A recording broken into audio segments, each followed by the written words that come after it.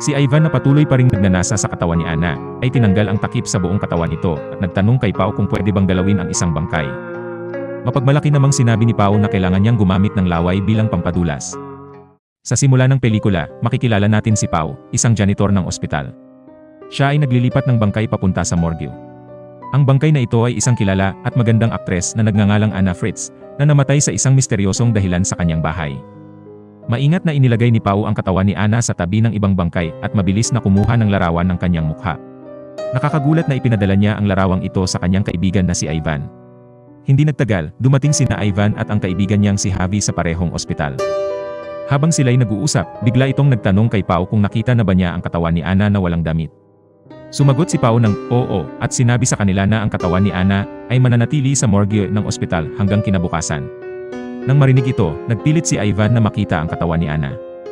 Nakiusap siya kay Pao na papasukin sila, kahit na sa palagay ni Javi ay hindi ito magandang ideya at maaari nilang ikapahamak.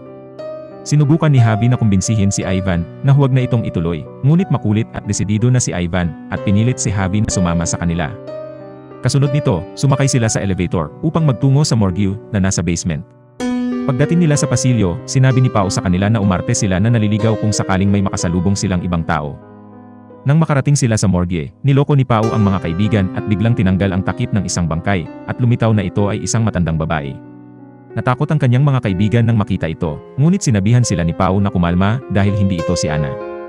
Isinama niya ang dalawa sa totoong bangkay ni Ana at ipinakita sa kanila ang kanyang magandang mukha. Si Ivan, na nasasabik makita siya ay hinila pa pababa ang nakatakip sa kanyang katawan at hinawakan ang kanyang dibdib at sinabi sa kanila na para lamang itong natutulog. Pagkatapos ay inaya niya si Javi na hawakan din ang dibdib ni Ana at nag-aalangan naman niya itong ginawa. Kasunod nito, ang magkakaibigan ay gumamit ng droga sa loob ng morgue. Si Ivan na patuloy pa ring nagnanasa sa katawan ni Ana ay tinanggal ang takip sa buong katawan nito at nagtanong kay Pao kung pwede bang galawin ang isang bangkay. Mapagmalaki namang sinabi ni Pao na kailangan niyang gumamit ng laway bilang pampadulas. Tinanong siya ni Ivan kung base ba ito sa kanyang karanasan, at inamin naman niya na minsan na niyang ginawa ito sa isang 19 na taong gulang na patay na babae. Dahil dito, mas lalong naengganyo si Ivan na gawin ang krimen, at hahit si Pao ay sumang-ayon sa kanya, ngunit nadidiri namang tumanggi si Javi sa kanilang plano. Gusto nang umuwi ni Javi, ngunit sinabi ni Pao na manatili na lamang siya hanggang sa matapos sila. Habang nasa labas sila ng kwarto, ay pinapanood nila ang ginagawa ni Ivan. Pagkatapos niya ay sumunod naman si Pao, na halatang sabik na sabik sa gagawin. Ngunit sa kalagitnaan nito at habang nasa ibabaw siya ni Ana, nangyari ang di niya inaasahan. Bigla na lamang dumilat at nabuhay muli si Ana, ngunit tila di siya makagalaw at mukhang takot na takot. Nang unti-unti nang ma-realize ni Pao ang nangyayari, siya ay sumigaw sa takot, kaya't mabilis na pumasok ang kanyang mga kaibigan sa kwarto. Si Javi ang unang kumilos at lumapit kay Ana, sinasabihan niya itong manatiling kalmado. Binigyan niya siya ng tubig at damit na pantakip sa katawan. Dahil sa bigat ng sitwasyon, tinanong ni Javi si Pao kung ano ang kanilang gagawin. Ngunit hindi agad nakasagot ang dalawa dahil alam nilang mali ang kanilang ginawa at siguradong ikapapahamak nila ito. Habang nagtatalo sila sa gagawin, nakarinig sila ng mga yapak ng isang taong papalapit sa morgue. Kaya't mabilis silang nagpatay ng ilaw, nilagyan ng takip si Ana, at nagtago sa likod ng isa pang bangkay. Pagkatapos, pumasok ang isa pang janitor na may daladalang bangkay. Sinubukan ni Ana na magsalita at humingi ng tulong, ngunit ang kaya niya lamang gawin ay isang mahinang tunog dahil sa kanyang kalagayan. Pagkatapos umalis ng janitor, bumalik agad si Javi sa tabi ni Ana at sinubukan siyang pakalmahin. Ngayon, may dalawang pagpipilian ang magkakaibigan. Maaari nilang ipaalam na buhay pa si Ana at harapin ang parusa para sa kanilang ginawa, o maaari nilang patayin siya at subukang itago ang kanilang kasalanan. Sinabi ni Ivan na dahil ang alam ng lahat ay patay na si Ana, mas mabuti na patayin na lang nila ito at itago ang katotohanan. Ngunit hindi sang-ayon si Javi rito. Gusto niyang iligtas si Ana kahit ano pa ang mangyari, kahit na maparusahan sila dahil dito. Kaya't sinubukan ni Javi na itulak ang kama ni Ana patungo sa pinto upang mailabas ito, ngunit nakasara ang pinto at napagtanto ni Pao na naiwan niya ang susi sa labas. Lalong tumaas ang tensyon sa kwarto at nagsimula ng sumigaw si Javi upang humingi ng tulong. Ngunit pinigilan siya ni Ivan at hinila palayo. Dahil dito, nagkaroon ng pag-aaway sa pagitan nila at lubhang nasaktan si Javi. Matapos ang ilang sandali, napagtanto ni Ivan ang kanyang ginawa at sinubukang humingi ng paumanhin kay Javi. Ngunit huli na ang lahat dahil labis ang pagdurugo ng sugat niya sa ulo. Nang makita kung gaano kaseryoso ang sitwasyon, nagdesisyon si Ivan na iwan si Javi sa isang silid ng ospital kung saan madali siyang makikita ng ibang tao. Maya-maya, pumasok ang isa pang janitor sa morgue, kaya lumabas si Pao upang kausapin ito. Samantala, si Ivan ay naiwan sa loob upang siguraduhing di mag-iingay si Anna. Tinitingnan niya ito na tila ba walang pagsisisi sa kanyang ginawa. Sa labas, gumawa si Pao ng palusot at sinabing aksidenteng na-lock siya dahil naiwan niya ang susi. Naniwala naman sa kanya ang janitor, subalit hiniling nitong makita ang katawan ni Anna. Agad namang nakagawa ng palusot si Pao at nailayo doon ang janitor. Sa loob ng kwarto kung saan naroroon si Javi, labis na nagdaramdam si Ivan sa kanyang ginawa sa kanyang kaibigan. Sinusubukan niyang panatilihing gising si Javi sa pamamagitan ng pagdiin sa kanyang sugat, ngunit hindi ito gumagana at tuluyan na nga siyang namatay. Dahil dito, naiwan sina Ivan at Pao na labis na nagdadalamhati. Nagsimula nang umiyak si Pao, nag-aalala na maaari silang makulong ng matagal dahil dito. Bigla namang nagbago ang ugali ni Ivan at nag-isip siya ng plano. Gusto niyang itago ang katawan ni Javi para hindi magduda ang mga otoridad. Samantala, naririnig ni Anna ang kanilang usapan at nakaramdam siya ng labis na takot. Tahimik siyang humiling na palayain siya at nangangako na hindi niya sasabihin sa iba ang nangyari.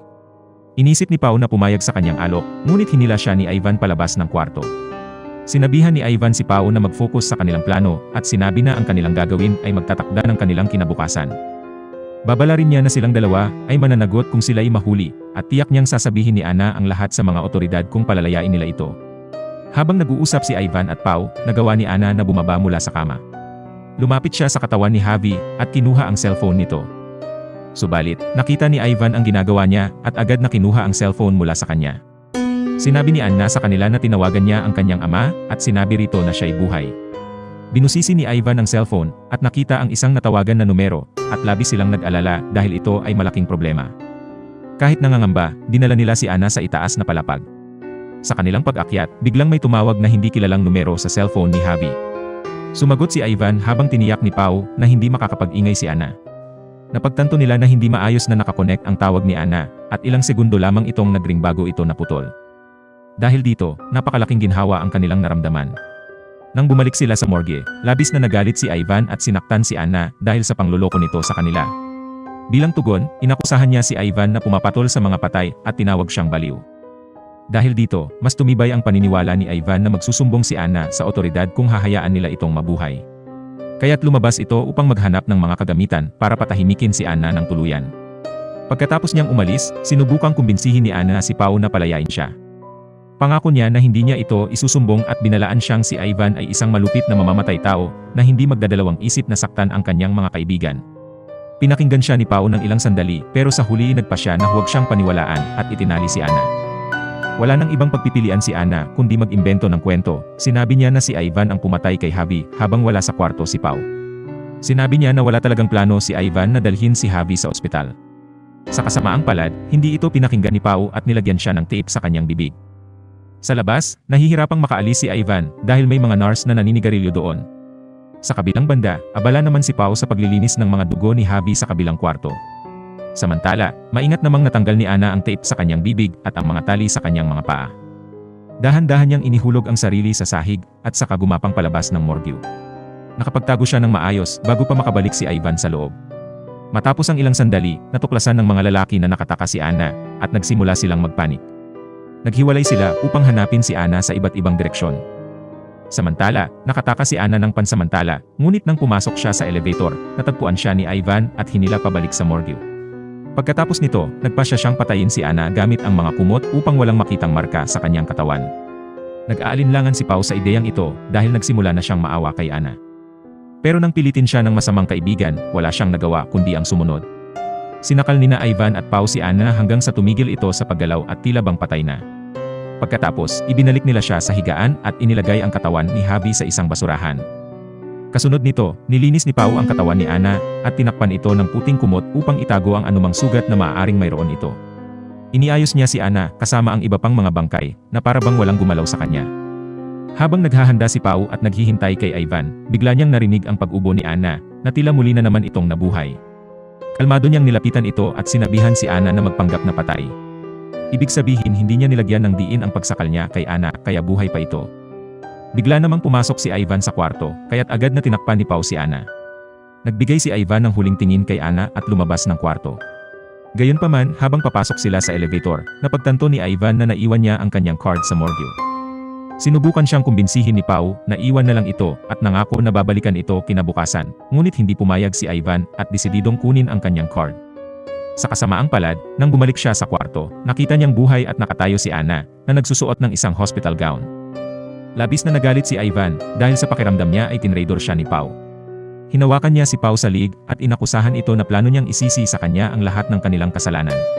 Sinabi pa niya na wala na siyang pakialam kung makukulong sila sa puntong iyon. Tahimik namang lumapit si Anna sa likod ni Ivan, at sinaksak ito ng 2 beses sa liig. Ito ay nagdulot ng sobrang pagdurugo, na ikinamatay ni Ivan. Si Pau, na nakakita ng nakakatakot na pangyayari, ay nagsimulang umiyak at nagtanong kung bakit niya ito ginawa, lalo na't sinabi na ni Ivan na gusto na niyang umalis. Hindi sumagot si Anna, tinitigan lang siya ng ilang sandali. At pagkatapos ay bigla na lamang siya nitong sinaksak sa sikmura, at nang matumba siya, paulit-ulit siya nitong sinaksak na agad naman niyang ikinamatay. Natapos ang pelikula sa eksena kung saan makikitang nakatingin si Anna sa malayo, na sa wakas ay nakuha ang inaasam na paghihiganti. Tulungan mo kaming mapalago ang channel na ito. Mag-subscribe para sa mga kasunod pang mga video, i-on ang notification at mag-iwan ng like at komento. Salamat sa panonood.